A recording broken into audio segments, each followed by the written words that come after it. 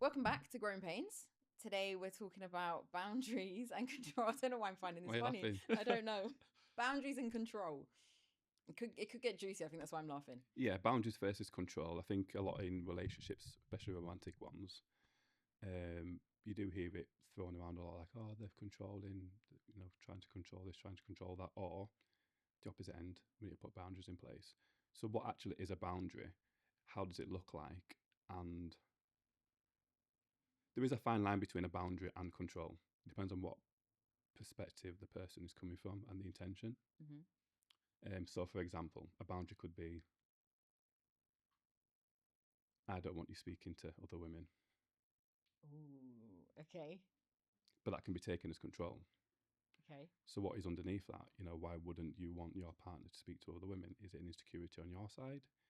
Is it because when they do that, they're constantly flirting with people and making out like they're single? It's all situation dependent.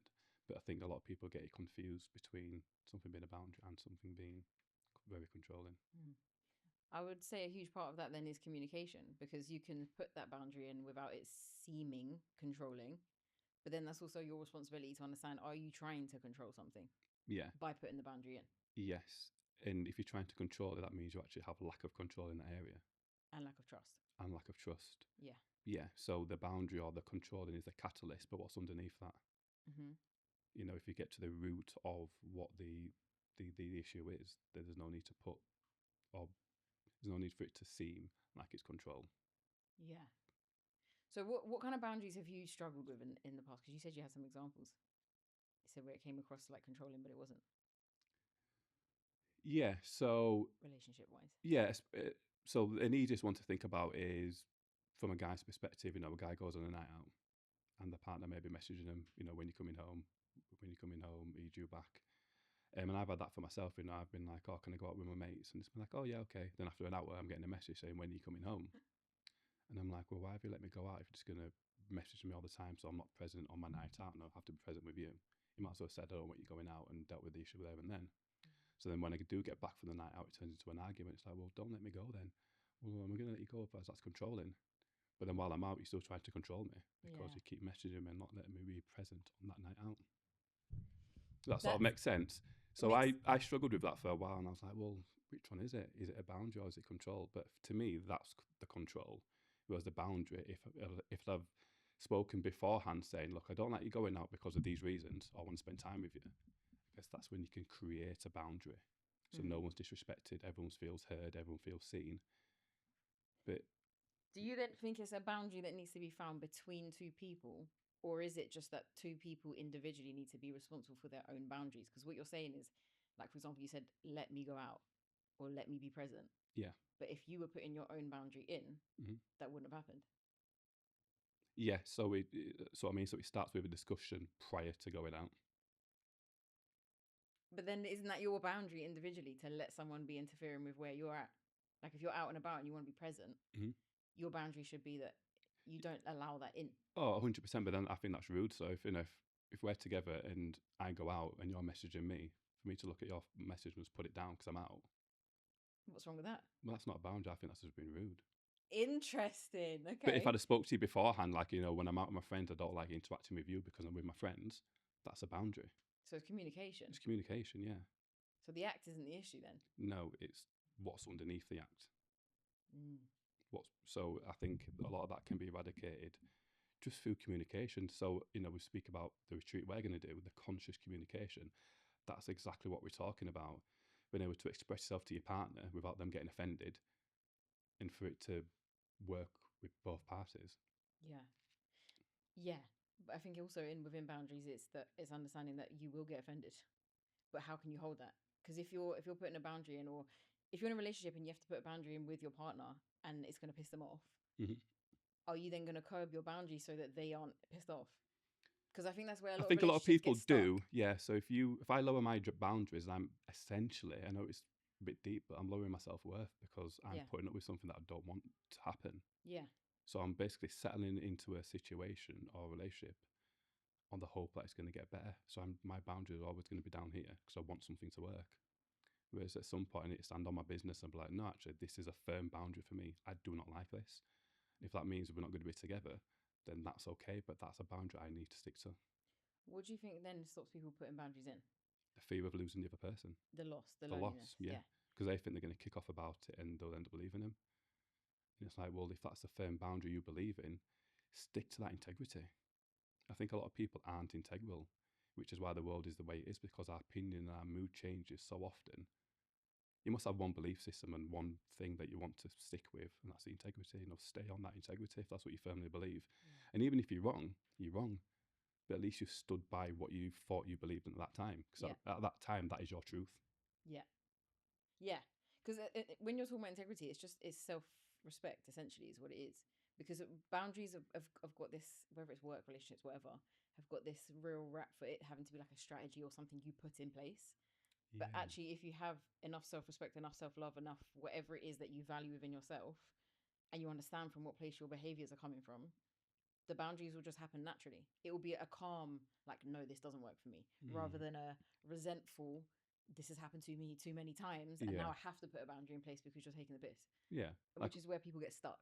yeah, like what is a red flag? What do you mean? What is a red flag? Is that a boundary? Is that a boundary that needs to be put in place? So when you meet someone, you can see someone may have 3, 4, 5, what we call red flags, things that you don't like. But that's where you need boundaries. Otherwise, you're entering a relationship when you've already seen red flags and you've already lowered your boundary to the floor. Yeah. You've not kept it up when you've met that person. Yeah. Does that make sense? Yeah, I hear you. But then I think that's also, again, your self boundary, because a lot of people will then be like, okay, it's my responsibility to put the boundary in so that that red flag isn't there. But Yeah. that may just be the person. If someone shows you who they are, you got to trust it. Yeah. So So it's yeah, then yeah. not trying to So change then, them. yes. So then, don't lower your self worth just to find connection with someone. Yeah. Because you've seen these red flags, which are your boundaries that you don't want to allow, but you allow that person anyway. Yeah, why do we do that? Yeah, because you want to feel connection. You're Yeah. scared of that loneliness. So then it's never going to work. Mm. And that's when I think people settle in relationships like, well, did you know this at the beginning? Well, kind of, yeah, but I thought it'd get better. But you told me that's a red flag. So if that's a red flag, how's that ever going to turn green? That's the falling in love with potential again, Yeah. which you said since day one that you shouldn't do. But it's everyone, a lot of people do it. I think I've done done it. I've done Yeah, it. We all we've do both it done it. because you think well, the fixer. Yeah. You want to be the fixer. Think I can fix this person. I can be this, this, yeah. And that's just never going to work because that person doesn't want to change. And it's not up Yeah. to us to control and change people. Yeah. We have to let people be people and think about why we're allowing us to be with this person or to allow these things in my life because they are who they are. The fixer is such a crucial thing to discuss, because I think there can be places where the fixer has a role. Okay. Depending on how willing the other person is to grow.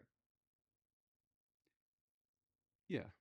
Because if two people in a relationship where they want to grow in the same direction, obviously the fixer can't be coming from, I'm here to fix this person and change the person and get rid of the red flags. It's, am I doing my own, do I have my own integrity enough to stick to what I believe in, my boundaries, so I can set an example for this other person to work with me? Rather than being in the relationship to change everything about this person so that I can stay in a relationship, I can be connected to someone and not be on my own. But really, it's not really the person I want to be with. It's just the potential of who they can be. Yeah, and I think that does happen a lot as well. All the time. I've had it happen to me as like, oh, someone else's partner does this for them and does that for them. I'm like, well, be with them then. You were going to say something else there. No, go be with them. Why are you comparing me? Have you said that why to are you them, though? comparing me to someone else's boyfriend? Do you want me to compare you to someone else's girlfriend? No. It's Well, very don't different. do that to me. Yes. Yeah. If that's what you want, go find that. But I am who I am. I'm me. I'm not trying to change you. It's so interesting that you say this, because it is it's a woman thing. This is what we were talking about that day. Do you Yeah. remember? So what did I say? I was like, we were talking about something and you said, when I hear that, I hear that I'm the problem.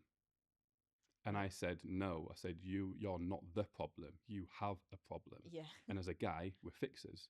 So we try and fix the problem so you can be you. But the minute you're stressing out, whereas from my experience, I've always had to change who I am and not fix the problem. Yeah.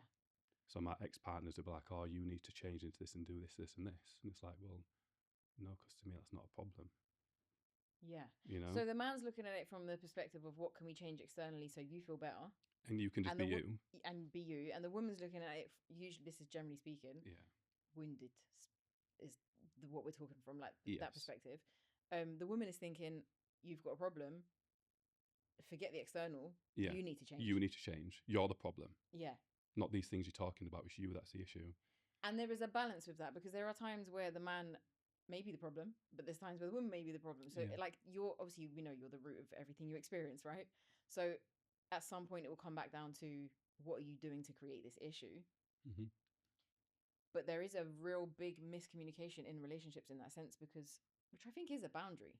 It's a boundary of understanding, like, this is where it comes into conscious communication, because you've got to come into a conversation like this has to be, you have to openly say, this is what I need. Because if you're going into into a conversation with someone you're in a relationship with, and you're like, I've got this problem, and the man, or as a woman I say this, and the man's like, well, this is what we can do to change the problem, and I'm like, well, I don't want it to be fixed right now, I just want you to hear what I'm saying. Because that's a big thing, is that when you don't understand what the aim of the conversation is, Yeah. then you're going to end up fixing the woman, which obviously as women we hate, Yeah.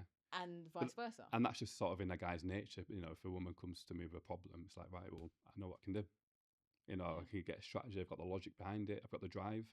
You tell me an issue, I'll solve it. Which But women it, go on. that can be triggering for people. It's like, I don't want it For solved. women, I'm just yeah. trying to communicate to you. And it's like, oh, I'm sorry, but it's just in our nature to try and help. You know, especially when you see your partner struggling or something, you want to help. You want Yeah. them just to be them.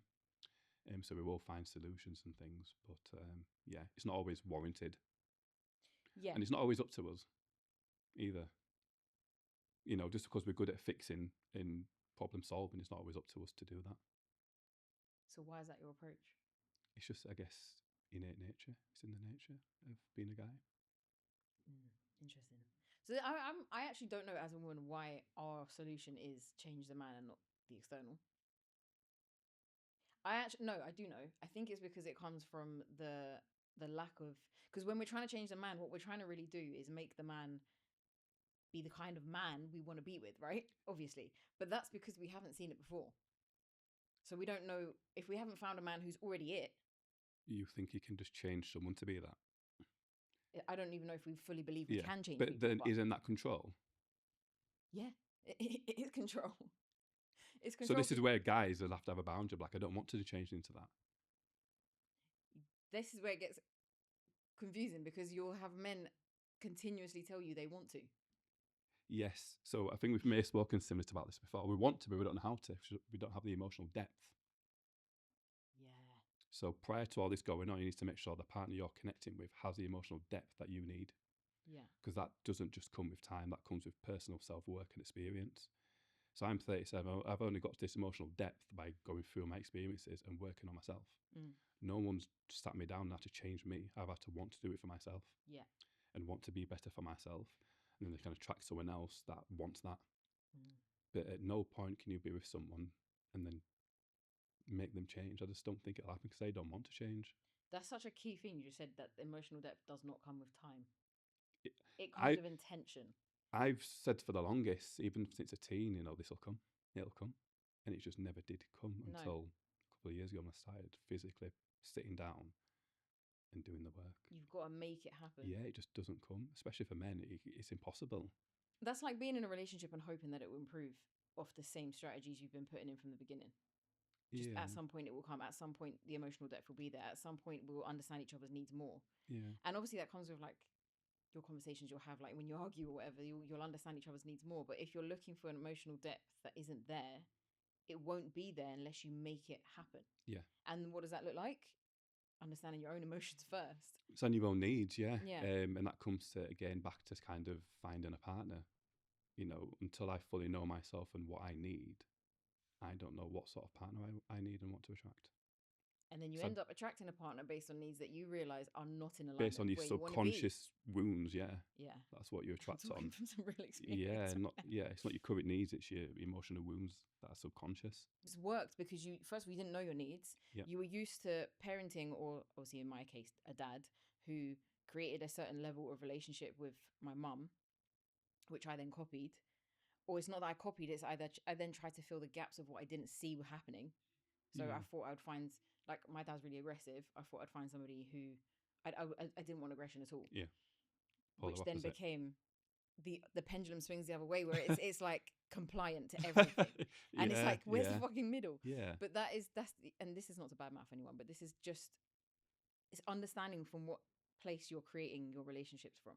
A I think boundary. your friends and society influences it as well. You know, you watch all these films and stuff like that, and it all seems to be the fairy tale ending, Yeah. and all the relationships seem to be the same. But that's not reality. Yeah. You know, that is not reality. So instead of being educated from TV and what people are telling you, we keep going back to it, do the self work, find out who you are and what is it I want. Not what I've been told by my mum or been told by my dad or been shown by someone else. What is it Luke wants and what is it Luke needs? Mm. And that Which takes time. it takes, I was about to say, it takes so long, because it's not a matter of just my dad and my mum told me this, so I'm just going to look for the opposite. It's literally understanding from what is that making me want to attract, and what gap am I trying to fill? Because you'll spend your life basically looking for relationships that fill the gaps you didn't get, 100%. and always be unfulfilled.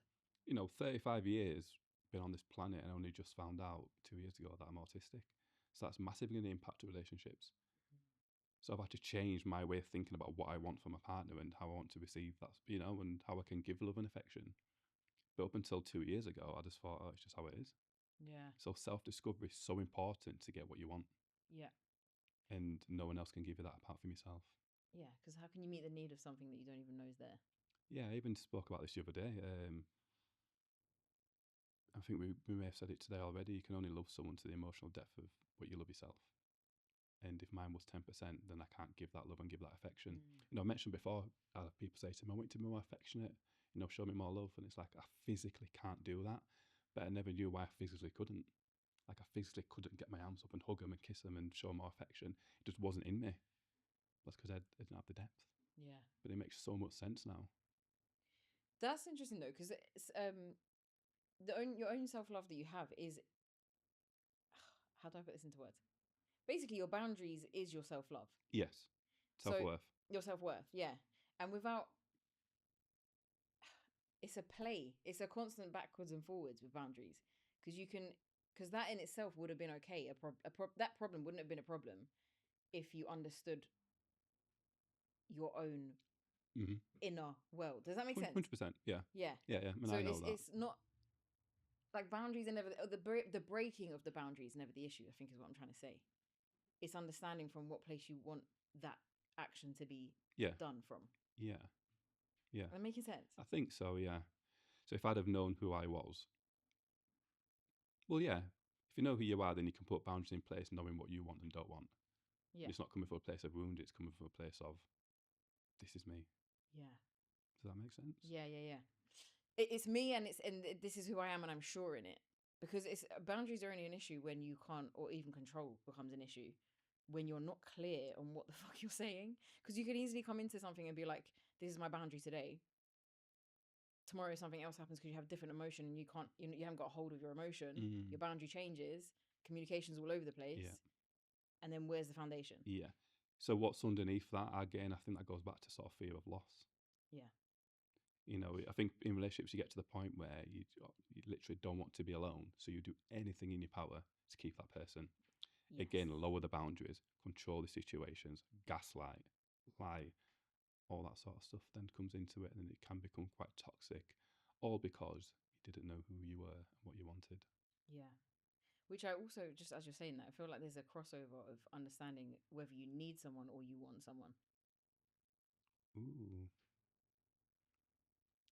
So I guess it depends if you're wounded or not. Yeah. So I thought, well, when I was a lot more wounded and before I started doing work, I thought if I find a partner that has,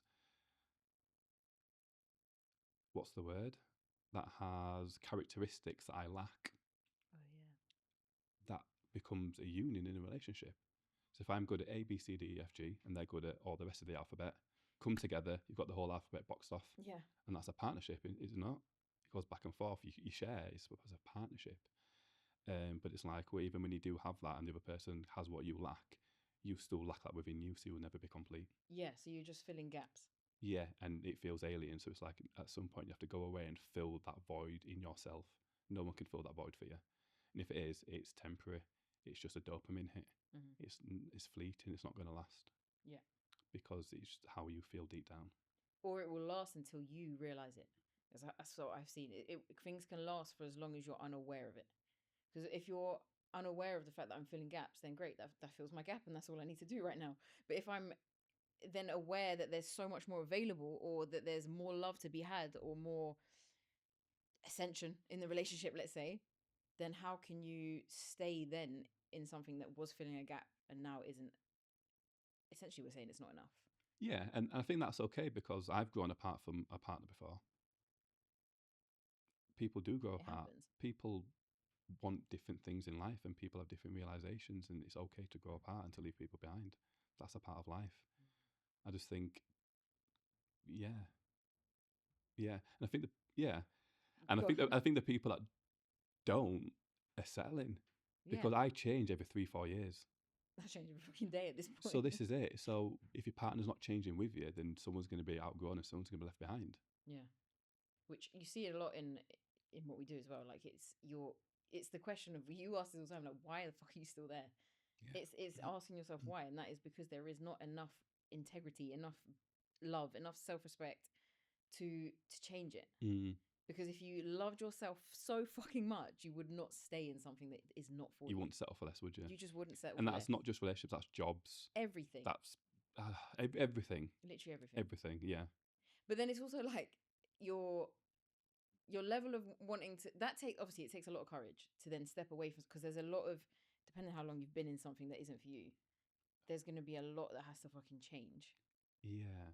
So it's going to take a level of courage, emotional depth, being able to actually feel the uncomfortable feelings, Mm. which is what everyone tries to run away from. No, that was me. So it took me, I'll air my stuff out as well, why not? It took me You're 2 airing shit years, today. 2 years to tell one of my exes I wanted to break up. Oh wow. Talk us through that then. Um, we'd had conversations before, but she was like, relationships do go through turbulence, tough times, but you have to work at it. And I'm like, well, I'm okay at working. I don't mind that. If this is what it's meant to be, I don't mind it. But within that, I never felt whole. And I remember saying to her, like, I could marry you, I could have kids with you, but I wouldn't ever feel 100% happy and satisfied. I'd be doing it because everyone else is doing it, It's the and because norm. it's the right thing to do. And I've been together 5 years. It's the right thing to do, but I Yeah. wouldn't ever feel whole. I'd feel resentful. And so I can't do it. And then, yeah, 2 years later, fast forward, I ended up having this conversation. I remember waking up a day later and I felt so light, like the weight was lifted off my shoulders. And I was like, oh my God, I've been carrying this for so long. Yeah. But it took so much courage. And what I was avoiding, not being alone, breaking a heart. And the Sadness of other second I people. brought up the conversation, I went, I need to talk to you. She went, you're breaking up with me, aren't you? She already knows. This is it. Breaking up with me, aren't you? And I went, yeah. And then she just burst out and I'm like, this is what I was trying to avoid. But you can't avoid it. You can't avoid it. You And also can't. the energy doesn't lie. There's the reason that she picked up on it is because the vibration changed. And so if you're keeping someone in that, you're causing them just as much pain. Yeah. It's just that you're kind of still filling their gap because they don't want to be alone. So it's okay because you're filling it for them. Whereas you're just there like, this doesn't work for me. Yeah. We're getting to the point where I didn't want to come home and all sorts. I'm like, I can't keep doing this. It's torture. Yeah. Literally torture. But then also in that, it's like if you continued in that pattern and you had kids, because I thought about this myself, no doubt, because we know this through the work that we do, those kids would end up with the same problem. Yeah. And I'd be resentful. I'd hate the children's mum. Yeah. And they would pick up on that. Yeah. And that's all down to me. My fault, my decision of not having the balls to say something, Yeah. the courage, the confidence, the integrity. Yeah. For both of us, why would I want someone to be in something that I'm not happy with? Yeah. So that's just leading them on, and they could have a chance of being happy with somebody else. So it is having integrity, and it's also being selfless. Yeah. Do you think there's a level of intuition that really plays into that? Like you've got to be intuitive as a soul, because I feel like I don't know. I feel like there's a part. Obviously, I haven't been through this now. I feel like there's a part of just a knowing of whether or not you're supposed to continue. Yeah. It's like emotion aside. Yeah. Am I emotional about this, or am I like, is my emotion driving this, or am I driving the emotion? Does that make sense? Yeah. Because you could go through the same pattern with somebody again and again, but if there's still this like lack or unfulfilled feeling, whatever, and you've got something in your mind consistently saying that this isn't right, Mm. that's more than just the feeling Yeah. Because how many times do you go out with friends and they're always bitching about the partners? all the time. And it's like, so why are you even with that person? Yeah, but then there's relationships like that that continue to, like, they can work, Yeah. but there's one person in the relationship, which I think is what you just described, like the selflessness. Mm-hmm. I'm not just doing this for me, I'm doing it for you because I know we're not supposed to be together. Yeah. And at that point, obviously, my emotional depth was zero, but I knew I was living a lie. And I said, do I Yeah. feel like I'm living a lie? To be going on holidays and playing happy families, but I'm not happy. Yeah. I was like, it's a lie, and I can't keep living this lie. I Yeah. need to be true to myself. And then, boy, after that, it was before Christmas, and I went through literally 2 weeks, dark night of the soul. Yeah. I thought I was depressed, and I was like, I can't be depressed because I'm happy and I'm going to work. Like, I can get out of bed. I was like, this isn't depression. Like, what's going on? I had an identity crisis. Oh, it was bad. It was like 2018, I think. And 2 weeks before Christmas, I'm like, what is going on? And I just stayed in my house. I went to my mum's for Christmas dinner, and that was it. I came back home. But I stayed in the house for like 2 weeks, just trying to process what was going on. Like, I'm 20. How old was I? I was like, I'm 28. I should have had a family by now. I should be married. I've just split up with my partner for 7 years. Just catastrophizing everything. Everything. Yep. And I was like, I'm in this house on my own, my job and this and that. I'm like, who am I? All my friends have married off and got kids. And I'm like, no way, I'm starting again. Like, Yeah, I can't start again at this age. because people see that lack of that change of identity is an automatic fail to people. Like, why is that a fail? The fact that you've grown and changed into something else. Yeah. That's like the most growth is the most constant thing in the world. Yeah. We need to change. But then you have to go through the pain of you have to Yeah, go that through was the pain of nice. that growth. But Yeah. it's true, honestly, 2 years, and I was like, never doing that again. If I Yeah. need to have a conversation, it needs to be had because it's a burden. And when I look around, I see loads of people like that, Yeah. just putting up with it. Yeah. Don't get me wrong, as well, I was thinking to myself, well, if I stay with her, we are friends, we enjoy each other's company, we can go on holidays, the bills are split down. It's easy. It's so easy. Yes, the It's ease. so it really easy. fucking confuses people. Yeah. And I was like, no, I need to do this and just stand on my own biz. Yes. Um, Not easy, and but so did she. And it was hard, but it was for the best. went through the pain to get to the growth. Yeah, transmuted Alchemize. Look the at that full pain into circle. power. Oh, that was we had some shit there. I did not plan to say any of that today. Don't know when we're gonna air this episode. We'll have to clip it. Yeah, Carl, you might have a lot of work there.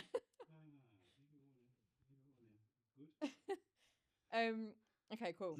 So boundaries and control. There's fine lines between all of it. I guess it just comes down to how much love you have for yourself. And Yeah, it comes down to, I think, your own wounding of where you're projecting from. Is it a boundary, or am I trying to control and change this person?